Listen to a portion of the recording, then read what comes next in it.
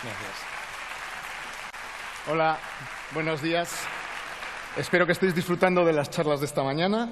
Yo os voy a hablar, aparte de mi libro, de matemáticas y arte, de la relación entre ambas, que es una relación que se remonta a la antigüedad, pero a mí me interesa especialmente la relación en los siglos XX y XXI, puesto que las matemáticas han jugado un papel muy interesante, tanto como fuente de inspiración, y un hermoso ejemplo es el cubismo, la influencia del cubismo, de la cuarta dimensión en el cubismo y en otras vanguardias europeas, pero sobre todo me interesa como herramienta de creación artística, cómo algunos artistas han hecho uso de las matemáticas para crear obras de arte.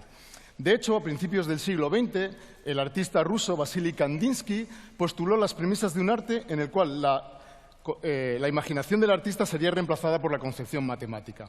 A ver, esta propuesta buscaba la objetividad en el proceso creativo. Es muy revolucionaria y ni siquiera el propio Kandinsky la desarrolló, pero sí influyó en otros artistas que organizaron el movimiento del arte concreto y que luego influiría en otros movimientos artísticos como el minimalismo o el arte conceptual.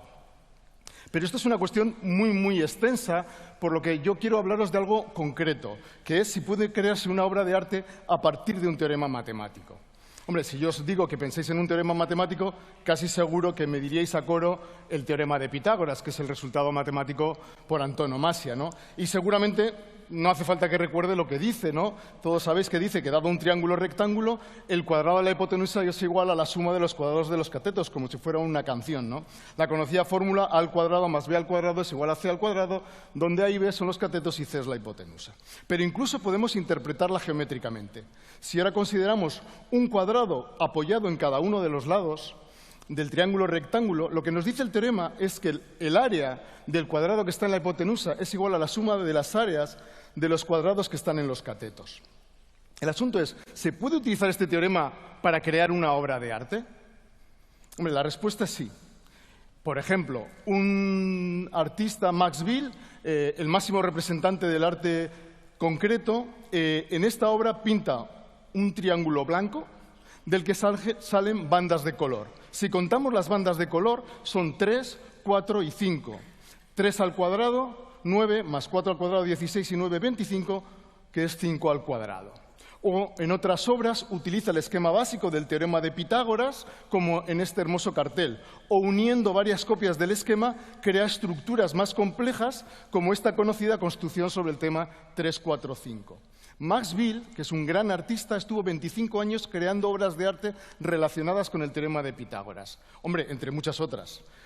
Pero no es el único. Hay más artistas. Por ejemplo, el artista conceptual Mel Bossner crea toda una serie de instalaciones basadas en el esquema básico del triángulo rectángulo 3, 4, 5, que por cierto se llama el triángulo egipcio. De tal forma que el área de los cuadrados del esquema vienen dadas por la cantidad de objetos, en este caso avellanas, que utiliza en la obra. 9 arriba a la izquierda, 16 a la derecha, 9 y 16, 25, que son las que están abajo. Lo único que comparten los vértices. Desde el punto de vista matemático no es una obra muy rigurosa, pero desde el punto de vista artístico para mí es una obra muy hermosa que produce un gran impacto visual. O por citar a otros dos grandes artistas, el minimalista Karl André utiliza 50 placas de acero para hacer esta instalación en la sinagoga Stommel de Alemania, o el fundador del videoarte, Nam June Paik, utiliza tubos de neón y televisores para crear esta otra obra. De hecho, hay muchos artistas que han hecho uso del teorema de Pitágoras para crear arte. Pero voy más allá. ¿Será posible utilizar alguna de sus demostraciones en el proceso creativo de una obra? Existen cientos de demostraciones del teorema de Pitágoras, algunas visuales, como esta falsamente atribuida a Pitágoras y que seguramente conoceréis, y que me voy a atrever a explicarla aquí. Vamos a considerar 4 copias de nuestro triángulo rectángulo ABC. Esas 4 copias las podemos distribuir de 2 formas distintas, creando en ambas un cuadrado del lado A más B. En una de ellas, en el centro, tendremos un cuadrado del lado C y, por lo tanto, área C al cuadrado. Y en la otra tendremos 2 cuadrados del lado A y otro del lado B, por lo tanto, áreas A al cuadrado y B al cuadrado. Como en ambas la superficie es la misma, si quitamos los 4 triángulos, la superficie que nos queda es la misma. Por lo tanto, C al cuadrado es igual a al cuadrado más B al cuadrado y queda demostrado. Pero vamos a ver cómo el esquema de esta demostración, el de la izquierda, puede ser utilizado para crear una obra de arte. Por ejemplo, aquí, de nuevo, Maxwell crea en este ritmo 3-4-5 una obra con el esquema del teorema de Pitágoras, donde los segmentos de color, si los veis, nos están marcando que es el triángulo egipcio 3-4-5. O en otras obras, como este cartel, coge el esquema y en el cuadrado central vuelve a tomar el esquema, pero más pequeñito, y así hasta 4 veces. Y elegidos los colores convenientemente, crea un cierto efecto espiral. Pero hay más demostraciones, como esta demostración clásica del indio Bhaskara, ¿vale?, que no voy a explicar ya aquí, pero que vamos a ver que su esquema sí es utilizado para crear obras de arte. Por ejemplo, esta muy conocida obra de Maxwell, 12 grupos de 4 en un campo blanco, de nuevo con el triángulo egipcio, o esa idea del esquema dentro del esquema que hemos explicado. Pero una de mis obras preferidas es esta, Rotación alrededor de un blanco en expansión, porque utiliza los dos esquemas de las demostraciones que hemos visto. Y vamos a ver cómo lo hace. Para ello vamos a dividir el rombo en 4 partes y a tapar los cuadrados centrales. Lo que nos queda son esquemas de la demostración de Bhaskara, pero para triángulos rectángulos de diferentes formas. De forma que el cuadrado central va siendo cada vez más grande. Y si ahora nos fijamos en lo que está en ese cuadrado central, lo que obtenemos es el esquema de la primera demostración, de nuevo para triángulos rectángulos de diferentes formas. Y de esta manera se construye esta hermosa pintura. Más aún, podemos utilizar un resultado de la geometría euclídea para unir el teorema de Pitágoras con la papiroflexia. Y lo vamos a hacer aquí en directo, que lo podéis hacer luego en vuestra casa. Para ello necesitamos un papel cuadrado. Vamos a marcar el punto medio de uno de sus lados. Simplemente doblando por la mitad, marcamos el punto medio. Y ahora vamos a considerar uno de los vértices del lado opuesto y lo vamos a llevar hasta nuestro punto medio. Doblamos bien y solo con este ejercicio tenemos marcados 3 triángulos rectángulos.